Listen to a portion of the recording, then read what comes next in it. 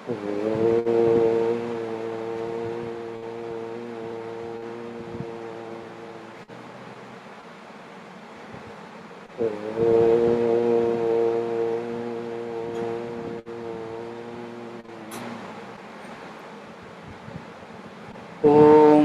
సహనావవతు సహనౌ భునక్తు సహ వీర్యం కరవావహై తేజస్వినావధీతమస్తు మా విద్విషావహై. ఓం శాంతి శాంతి శాంతి. ఓం గురుర్బ్రహ్మా గురుర్విష్ణుః గురుర్దేవో మహేశ్వరః గురురేవ పరం బ్రహ్మ తస్మై శ్రీ గురవే నమః.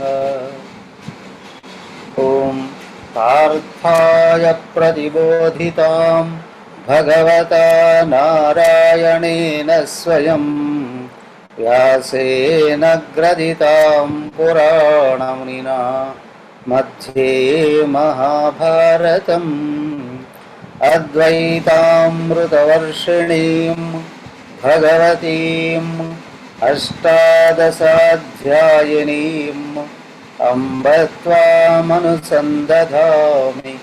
భగవద్గీతే భవద్వేషిణీ.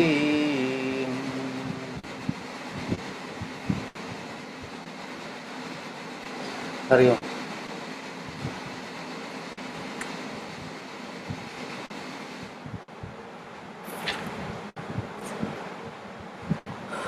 68 అయిపోయింది, నిన్న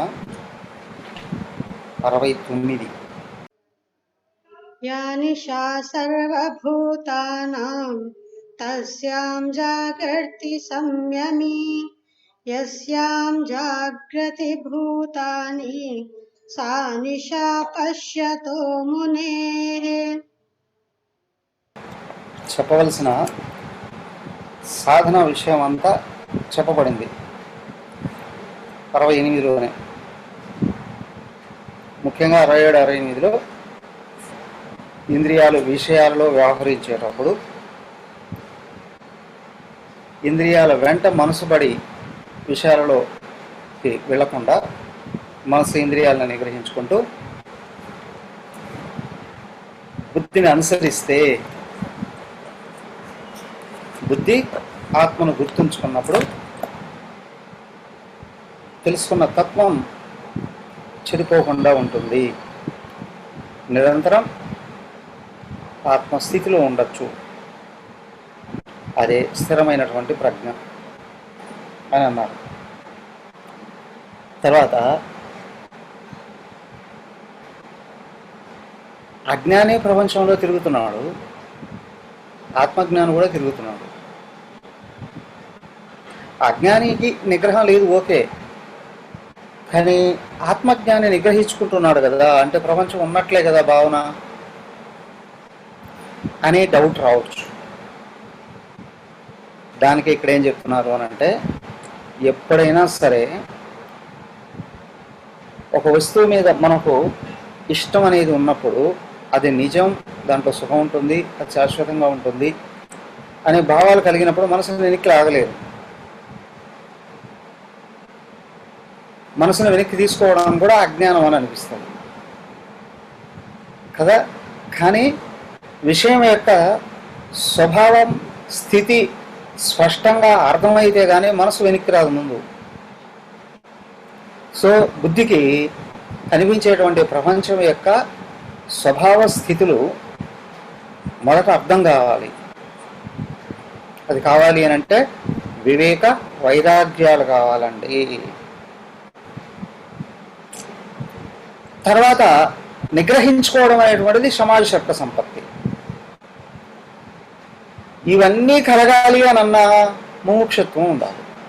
నాకు మోక్షం కావాలి అనే కోరిక మొట్టమొదట బీజం. మోక్షం అంటే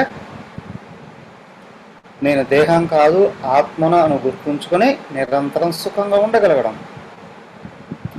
అదే చెప్పారు స్థితప్రజ్ఞ లక్షణాలు మొట్టమొదటిది. నేను ఆత్మను, ఇదే సుఖం, దీన్ని నిరంతరం నేను గుర్తుంచుకొని ఉండగలిగితే నాకు దుఃఖం రాదు. దుఃఖానికి కారణం నేను ఆత్మను అని మరిచిపోయి దేహం అనే భావాన్ని పైకి తెచ్చుకునేది అహంకారం. దాన్ని సంతృప్తిపరచడానికి ప్రపంచంలోకి వెళ్ళినప్పుడు ప్రపంచం నిజం, ప్రపంచం శాశ్వతం, ప్రపంచంలో సుఖాలు ఉన్నాయి, వాటిని ఎంత ఎక్కువగా సంపాదించుకొని దాచుకొని అనుభవిస్తే అంత ఎక్కువగా సుఖాన్ని పొందచ్చు అనేటువంటి భావాలు ఉన్నాయే, ఇవే అజ్ఞానపూరితమైనటువంటి భావాలు. అజ్ఞానము దాని నుండి పుట్టినటువంటి అన్ని రకాల భావాలు, కోరికలు. ఇవి ఉన్నంత వరకు సుఖం రాదు. సుఖం వచ్చినట్లున్నా వెంటనే పోతుంది. అయితే ఇదిగో ఇప్పుడు జ్ఞానికి గుర్తుండేది ఏంటయ్యా అంటే, జ్ఞానం కావాలి అనుకున్న వాడు కూడా గుర్తు చేసుకోవాల్సింది ఏంటి అని అంటే, ఇదిగో ఈ శ్లోకం ఉంది, అతి అద్భుతమైనటువంటిదండి అన్నమాట. సర్వభూతానాం యా నిశ, సర్వజీవరాశులకు కూడా ఏదైతే రాత్రి అని అనిపిస్తూ ఉందో, సంయమీ, పూర్ణ నిగ్రహవంతుడైనటువంటి వాడికి, ఆత్మజ్ఞానికి, తస్యాం జాగర్తి, అదే పగలుగా తెలుస్తుంది. అందరూ నిద్రపోతూ ఉన్నటువంటి సమయం రాత్రి అందరికీ, కానీ ఆత్మజ్ఞానికి అది పగలట. ఓకే. భూతాన్ని యస్యాం జాగ్రత్త, సర్వజీవరాశులు ఎందులో అయితే మేలుకోనున్నాయో, దేనిని పగలు అని అనుకుంటూ ఉన్నాయో, ముని అయిన వాడికి నిశా పశ్యతే, అది రాత్రి అని అనిపిస్తారు. అందరూ మేలుకో ఉండేటప్పుడు నిద్రపోయేవాడు, అందరూ నిద్రపోయేటప్పుడు మేలుకో ఉండేవాడిని ఏమంటారు?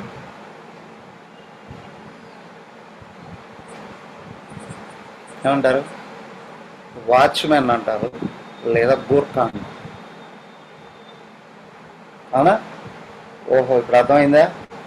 ఆత్మజ్ఞానం అంటే గూర్ఖా లాంటి అందరి కోసం కావలి కాసేవాడా?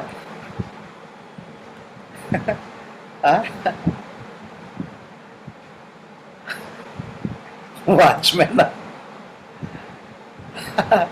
ఎవరయ్యా? ఎందుకయ్యా ఇలా?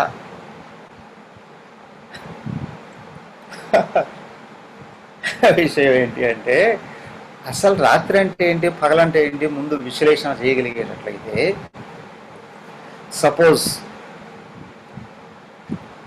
రాత్రి అన్నాం అనుకోండి, అందరూ నిద్రపోయారు, ఎవరు మేల్కొని లేరు, గాఢ నిద్ర, ఎవరు మేల్కొని లేరు, ఉరకబెడుతున్నారు, ఎక్కడ ఉన్నారన్న విషయం కూడా తెలియదు, కనిపించదు కదా. ఎక్కడికక్కడ ఎవడి గూడు వాడు చూసుకొని వెళ్ళిపోయి హాయిగా నిద్రపోతుంటారు, కనిపించరు ఎవరు. ఎవరు మేలుకొని ఉంటారండి అంటే గొర్ఖా వాచ్మెన్ అని కాదు, ఆత్మ మేల్కొని ఉంటుంది. అవునా? ఆత్మ ఒకటే మేలుకొని ఉంటుంది. ఏమయ్యా, ఆత్మ మేలుకో ఉన్నప్పుడు నిద్ర రావట్లేదా? నిద్ర రావడము పోవడము అంటే ఏదో దేహమున బుద్ధులకు సంబంధించినటువంటిది. కానీ ఆత్మ సదా ఎప్పుడూ మేల్కొనే ఉంటుంది. కానీ సుషుప్తిలోకి వెళ్ళినప్పుడు ఆత్మ ఒక్కటే మేల్కొంటుంది, ఏ జీవి ఉండదు. సుషుప్తి నిద్ర అంటే ఇక్కడ రాత్రి అని దేన్ని అంటున్నాము? సుషుప్తిలో అన్ని జీవరాశులు పడుకున్నాయి, ఆత్మ ఒక్కటే మేల్కొంటుంది. ఇప్పుడు ఆత్మజ్ఞాని జ్ఞానం అనేది ఎప్పుడు బోధకం అవుతుంది? ఉన్నది ఒకటే, ఇదే ఆత్మ అని గుర్తుంచుకొని ఉన్నాడు అంటే ఇంకా వేరే ఏ జీవరాశులు అనేటువంటిది స్వప్నం లాంటిదే, నిజం కాదు. అవునా? అన్ని జీవరాశులు నిద్రపోయినా అంటే సర్వదేహ మనోబుద్ధులు నిద్రపోయినా మేలుకొనున్నది ఏదైతే ఉందో అది ఆత్మ. ఇప్పుడు జ్ఞానికి ఇది పగలు, అందరికీ రాత్రి, ఆయనకు పగలు. జాగ్రత్త స్వప్నాలలో కనిపించే జీవరాశులన్నీ మిథ్యే అని ఇంతకుముందే గుర్తించాం కదా.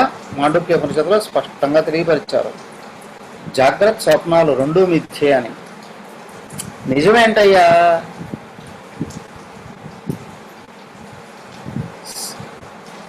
ఆత్మ ఒకటే, ఆత్మ ఒకటే వ్యక్తమయ్యేది, మిగతా అంతా కనిపించకుండా పోయేది సుషుప్తి. కాబట్టి అందరికీ రాత్రి అన్న, ఆయనకు ఒక్కడికే పగలు అంటే స్పష్టంగా ఆత్మ గోచరిస్తూ ఉంటుంది. రాత్రిపూట అందరూ నిద్రపోయారు కదా, మహాత్ముడు ఒకడు తిరుగుతున్నాడు అని అంటే ఆయనకి నిజం కనిపిస్తుంది అని. పగలంతా బెల్ల బెల్ల బెల్ల బెల్ల బెల్లమైన పరుగులు తీస్తూ ఉన్న సర్వరా జీవరాశులు కూడా పెద్ద స్వప్నము లాంటిది. కానీ స్వప్నంలో కదిలేటువంటి ఆలోచనలే ప్రపంచం. అవన్నీ ఉడిగిన తర్వాత కేవలం ఆత్మయే ఉండేటువంటి స్థితి ఏమో రాత్రి అని అన్నారు కదా.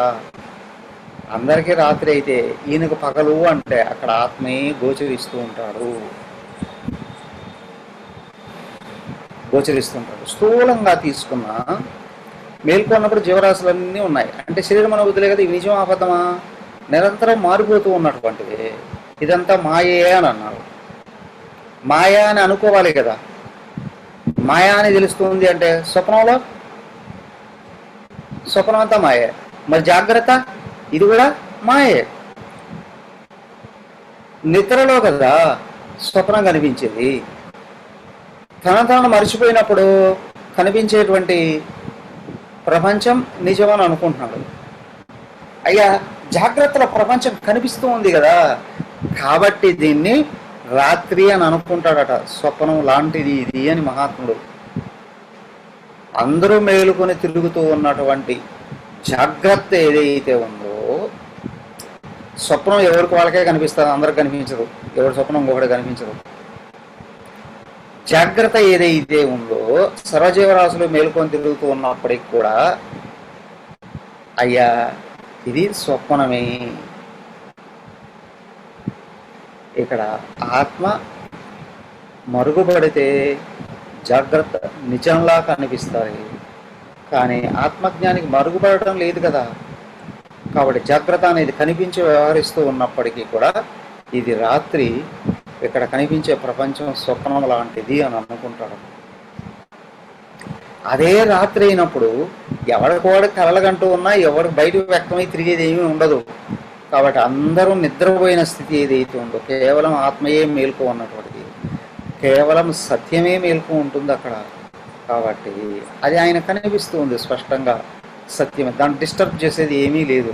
కాబట్టి ఇది పగలు అని అనుకుంటాం. అర్థమైందా? సో కాబట్టి ఏంటి అని అంటే ఆత్మజ్ఞాని ఒకడే నిజాన్ని చూస్తాడు. ఆయనకు మాయగా కనిపిస్తుంది, సత్యం సత్యంగా గోచరిస్తుంది. డిస్టర్బ్ లేకుండా సత్యం కనిపిస్తే అది పగలు, అదే రాత్రి ఆయన పగలు. డిస్టర్బెన్స్తో ఆత్మ కనిపిస్తే స్వప్నం లాంటిది, అదిగో పగల స్వప్నం లాంటిది. ఆ పగలు రాత్రి కనిపించే స్వప్నం లాంటిది.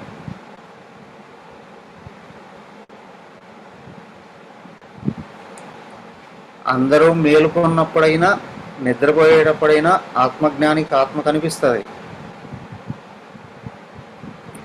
అందరూ నిద్రపోతూ ఉంటే కేవలం ఆత్మే కనిపిస్తుంది, డిస్టర్బెన్స్ లేదు. అందరూ మేలుకొని ఉన్నా ఆత్మ కనిపిస్తుంది, కానీ ప్రపంచం కూడా మాయలా కనిపిస్తుందిగా, కొంచెం డిస్టర్బెన్స్ ఉంటుందిగా. సో కాబట్టి దీన్ని రాత్రి అని అనుకుంటాడు ఆయన. జాగ్రత్త ప్రపంచాన్నే ఒక స్వప్నంలాగా, రాత్రి కనిపించే స్వప్నంలాగా చూస్తాడు. సో ప్రపంచాన్ని స్వప్నంలో కనిపించేటువంటి కళలా భావిస్తాడు, కానీ ప్రపంచాన్ని నిజం అని అనుకోడు ఆయన. ప్రపంచాన్ని నిజం అని అనుకోడు, ఇది కేవలం స్వప్నమే అని అనుకుంటాడు. ఏ వ్యక్తి అయినా స్వప్నం నుండి మేలుకుంటూనే స్వప్నంలో కనిపించినటువంటి విషయాల కోసం ప్రయత్నం చేయడు. అది అబద్ధం అని తెలుస్తుంది కదా. కానీ అది నిజం అని అనుకుంటే దాని వెంటపడడం జరుగుతుంది. అజ్ఞానికి ఆత్మ కనిపించదు, దేహం కనిపిస్తుంది, అవునా, ప్రపంచం కనిపిస్తుంది. ఈ దేహం నేను అనుకుంటాడు, ఈ ప్రపంచం నేను అనుకుంటాడు. కాబట్టి దీంట్లో రాగద్వేషాలలో చిగులిపోయి జనన మరణాలకు గురవుతూ ఉంటాడు. అదే ఆత్మజ్ఞానం కూడా మేలుకో ఉంటాడు, అందరికి పగలైనటువంటి స్థితిలో ఆయన కూడా మేలుకో ఉంటాడు. కానీ ఆయనకు స్వప్నం లాగానే కనిపిస్తుంది. కాబట్టి ఆయనకు స్వప్నం అని తెలుస్తుంది. ఇది నిజమేంటి? ఒక్కడే నిజం. కలగనేది ఒకటే కదా. కళ్ళ ఇంద్రియం కనిపించవచ్చు, ఇద్దరు కలిసి కలగండ్రు. ఎంత ఆదర్శవంతమైన భార్యాభర్తలైనా ఇద్దరం కలిసి కలగందామండి అనుకుంటారు, కాదు.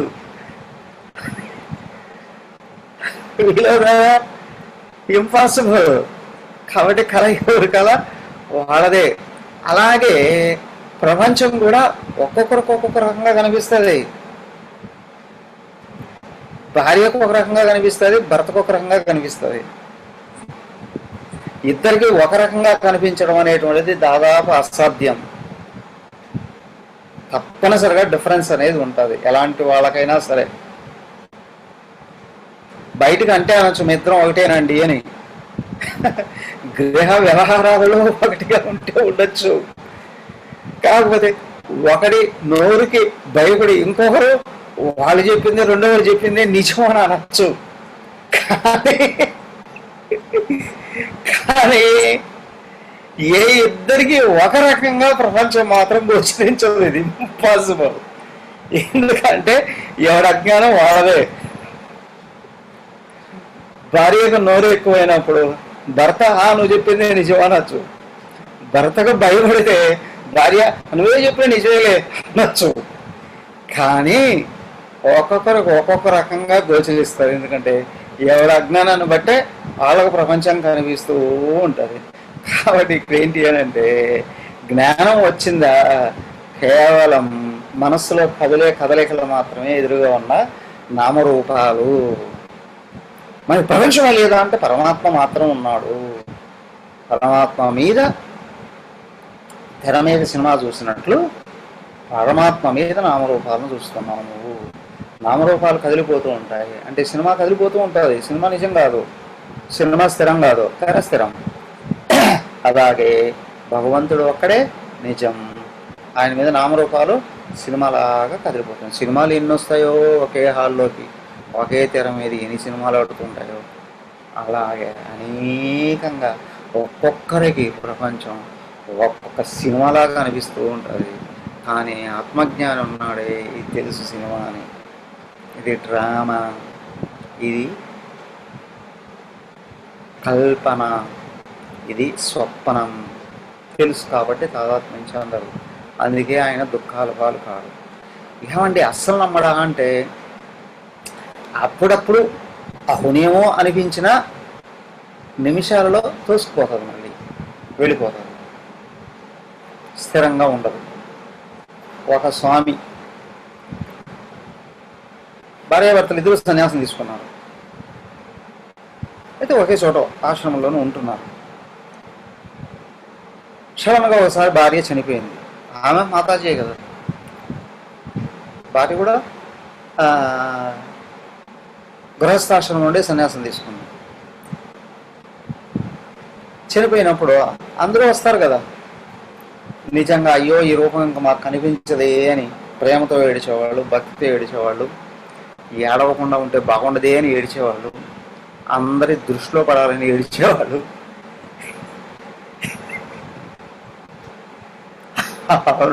అమ్మో వీళ్ళకి ఎంత ప్రేమ ఉందో అని అనిపించుకోవాలి అని ఏడిచేవాళ్ళు. ఏడుపుల్లో కూడా చాలా రకాలు ఉంటాయి. ఏడుస్తూ ఉన్నప్పటికీ కూడా అయితే ఆ మహారాజు చనిపోయింది. ఆయన సన్యాసి, ఆమె సన్యాసి. ఆయన కూడా అందరితో పాటు ఆ మీద పడి ఏడిచాడు. అయ్యో పోయావా, నాకెవరు తోడుగా. ఆయన కూడా ఏడ్చాడు. మిగతా వాళ్ళందరూ కొంతమంది చూద్దాం చూస్తారు. కార్యక్రమం అంతా అయిపోయింది. తిరిగి వచ్చేసిన తర్వాత అందరూ కూర్చున్నాం. శ్రద్ధాంజలి ఘటిస్తారు కదా, ఆ సమయంలో కొంతమంది భక్తులు వచ్చి అడిగారు, స్వామి మేమంటే అజ్ఞానం ఏడ్చాము, మీరు మహాత్ములు కదా, మీరు జ్ఞానులు కదా, మరి మీరెందుకు ఏడిచారండి అని.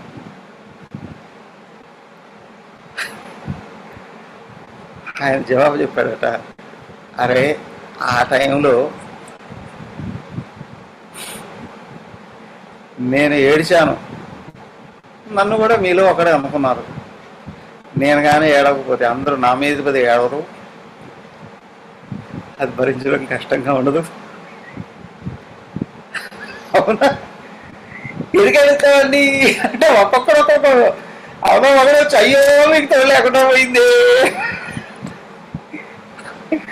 అయ్యో మీతో పాటు ఇన్ని రోజులు ఉన్నటువంటి అమ్మగారు పోయారే, ఇన్ని రోజులు సేవ చేసినటువంటి అమ్మగారు పోతే మీరు ఏడవరా అని ఏడ్చేవాళ్ళు కొంతమంది అంటారు. అయ్యా, మానవుల యొక్క అజ్ఞానం ఎన్ని రకాలు అంటే, ఎన్ని అద్భుతాలు అంటే వర్ణించడానికి వీలేనంత. ఏడుస్తూ దొంగ ఏడుపులు ఏడుస్తూ కూడా ఏడిపిస్తారు మహాత్ములు కూడా కదా.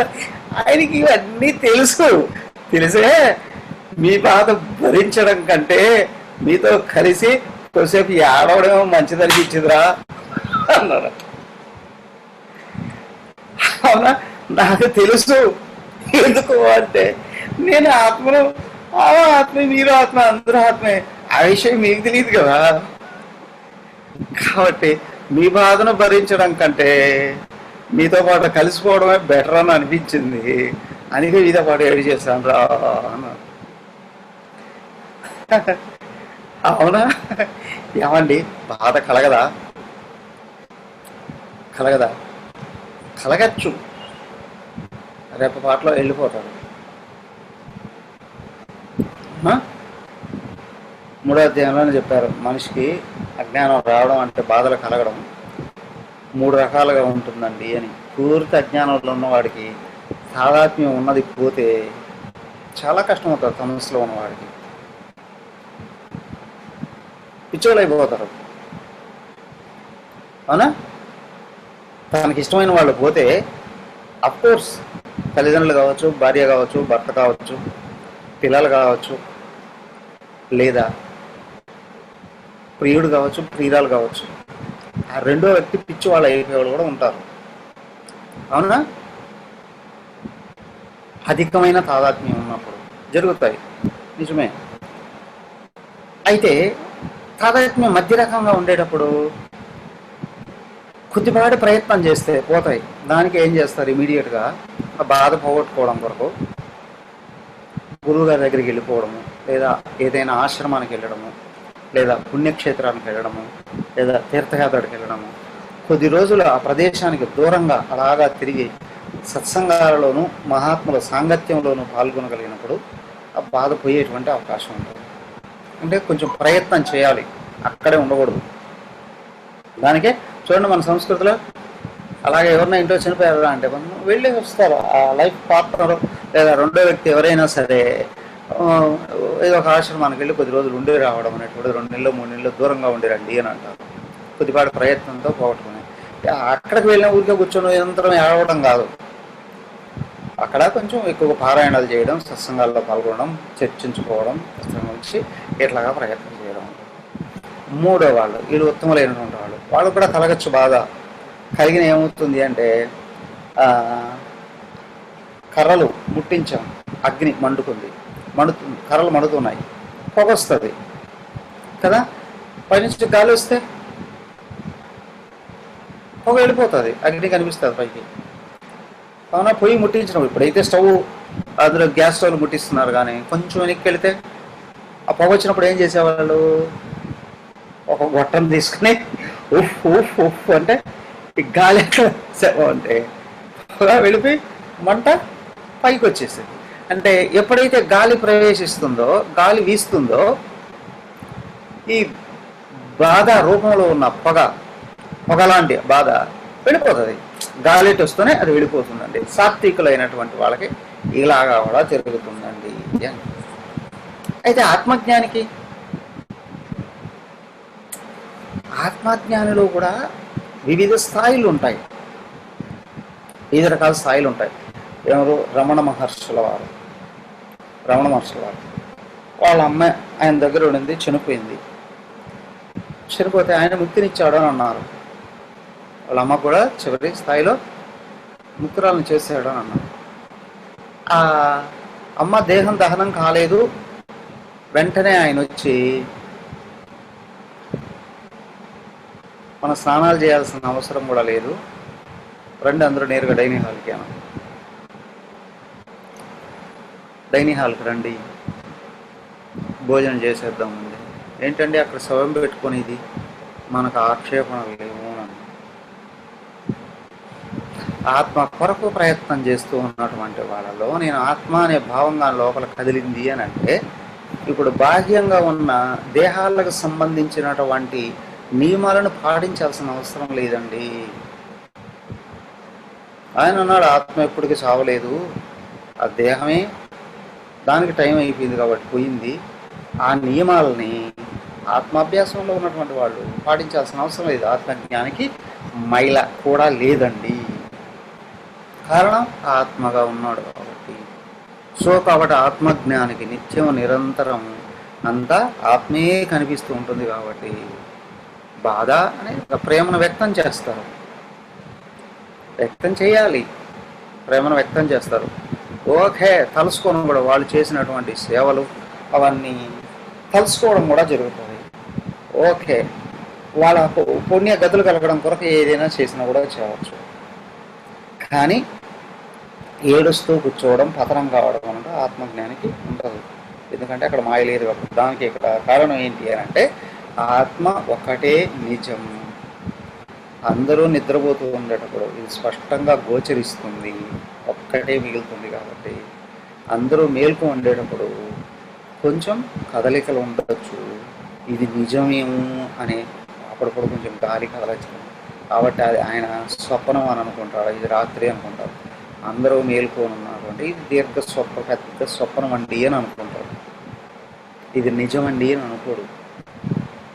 కానీ అజ్ఞాని మేల్కొంటేనే నిజం, కనిపించే ప్రపంచం నిజం, దీంట్లో సంపదలు నిజం, దీంట్లో భోగాలు నిజం, దీంట్లో అధికారాలు నిజం, దీంట్లో పేరు ప్రతిష్టలు నిజం అనుకోవడం వల్ల వాటితో తాదాత్మ్యం చెందాడు. వాటిని సంపాదించుకోవడంలో, దాచుకోవడంలో తలమునకలవుతాడు. అవి వస్తే ఎగసిపడడం ఆనందంలో, అవి పోతే దుఃఖంలో కృంగిపోవడం చేస్తూ ఉంటాడు. కాబట్టి ఎవడు ఆత్మ కావాలి అని అనుకుంటున్నాడో మొట్టమొదట గుర్తుంచుకోవాలి, మెలకువలో కనిపించే ప్రపంచం కేవలం స్వప్నమే అని. మరి స్వప్నంలో కనిపించే ప్రపంచం మేల్కుంటూనే తెలుస్తుంది అది నిజం కాదని. దానికోసం పెద్ద ప్రయత్నాలు చేయాల్సిన అవసరం లేదు, ప్రయత్నం చేయాల్సిన అవసరం లేదు. కాబట్టి జాగ్రత్తలో కనిపించే ప్రపంచం మిథ్య, ఇది నిజం కాదు అని అనుకున్నప్పుడు దాని మీద తాదాత్మ్యం తగ్గుతుంది. ఒక్కడే భగవంతుడే నిజం అనే విషయాన్ని గుర్తుపెట్టుకున్నప్పుడు దాన్నే పొందాలి అని అనిపిస్తుంది. కోరిక అటువైపు తిప్పుకోవడానికి అవకాశం ఉంటుంది, మోక్ష కాంక్ష పెరుగుతుంది. అయితే రెండిట్లో కూడా చెప్పారు, ఈ విషయం తెలియడమేమో వివేకము అని, ప్రపంచం మీద ప్రేమను తగ్గించుకోవడం వైరాగ్యము అని, భగవంతుడి మీద ప్రేమను పెరగడానికి చేసే కృషి సమాధి శక్త సంపత్తి, భగవంతుడు కావాలి అనే కోరిక ముముక్షత్వం. ఇది సమన్వయం చేసుకోగలగాలి. కాబట్టి మనసుకు వెనకలో ఉన్న భగవంతుడు నేను అనేది నిజం. ఈ నేనుకు ముందుగా కనిపించే ఈ శరీరము, ప్రపంచంలో ఉన్న అన్ని రకాల సంబంధాలు మొత్తం పెద్ద స్వప్నం లాంటివి. మాండుక్యోపనిషత్తు దీర్ఘంగా ఉపదేశించింది దీని గురించి. ఇది గుర్తుపెట్టుకొని ఉండాలి.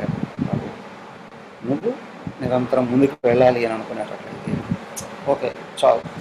దెన్ ఇంకొక శ్లోకం, ఇది ఎలా అనేది నిరూపిస్తుంది.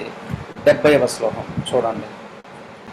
ఆపూర్యమాణమచల ప్రతిష్టం సముద్రమాపః ప్రవిశంతి యద్వత్ తద్వత్కామాయం ప్రవిశంతి సర్వే శశాంతిమాప్నోతి న కామకామీ. ఓకే, దాన్ని ఇప్పుడు ఇంతకుముందు చెప్పబడినటువంటి విషయాన్ని గుర్తించిన వాడు ఎలా ఉంటాడు? చాలా అద్భుతమైనటువంటి శ్లోకం. ఒక మాటలో మహాత్ముడు ఎలా ఉంటాడు వినండి, చూడండి. ఆపూర్యమాణం అచల ప్రతిష్టం. సముద్రం ఎంత ఉంటుంది? ఆ వైపు నుండి ఈ వైపు వరకు నిండా నీళ్ళతో ఉంటుంది. ఏ వైపు నుండి ఏ వైపు వరకు? మీ ఇష్టం వచ్చిన వైపు నుండి చూసుకోండి. తూర్పు నుండి పడమర వరకు చూసుకుంటారా? ఉత్తరం నుండి దక్షిణం వరకు చూసుకుంటారా? ఎటువైపు నుండి ఎటువైపు చూసినా భూమికి చుట్టూ సముద్రమే. అవునా? సముద్రానికి వేసవి కాలము, సముద్రానికి వర్షాకాలం రావడం అంటూ ఏమీ లేదు కదా. యత్వతు ఆపహ ప్రవిశంతి.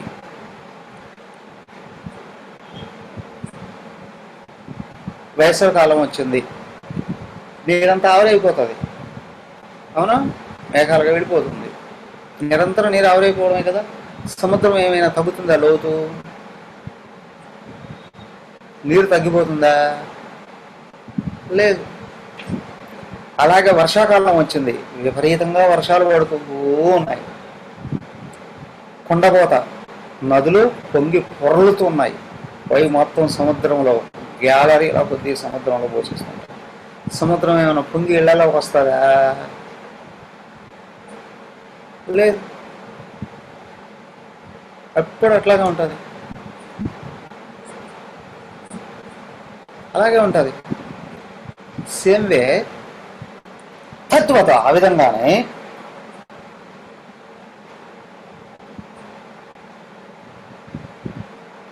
యం ఎవరిలోకి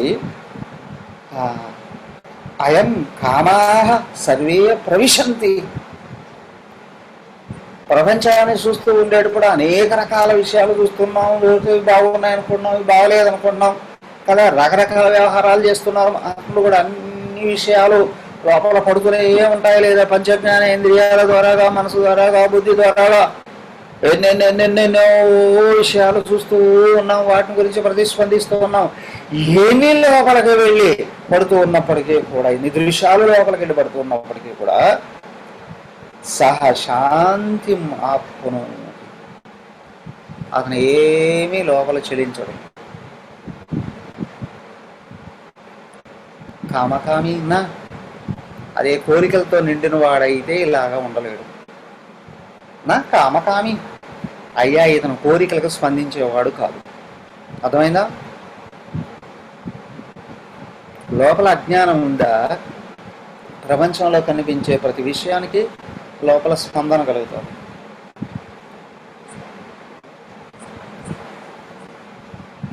అనుకూలమైంది ఎదురైనా మనసు పొంగుతుంది, ప్రతికూలమైంది ఎదురైనా మనసు కురుగుతుంది.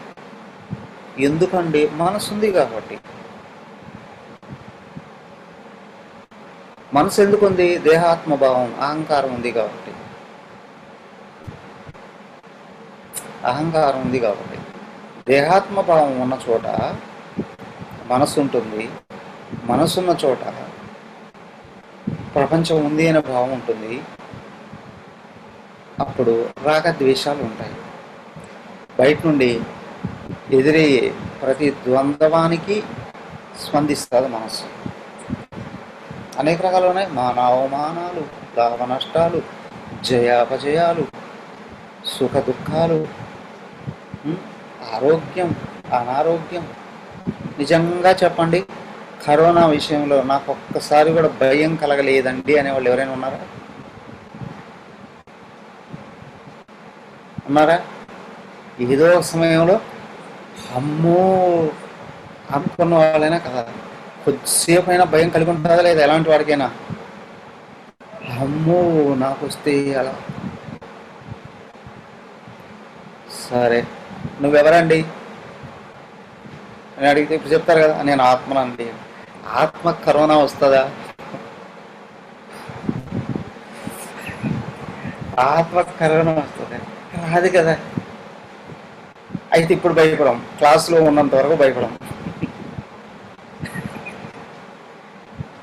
క్లాసులో ఉన్నంత వరకు భయపడం. ఎందుకు? క్లాసులో ఉన్నప్పుడు నేను ఆత్మ అనే భావం ఉంటుంది. ఈ ఆత్మ అనే భావం మరుగుపడింది అంటే ఇంతెందుకు, ఇక మార్చి, ఏప్రిల్, మే వరకు కూడా ఈ లాక్డౌన్ ఉంది కదా.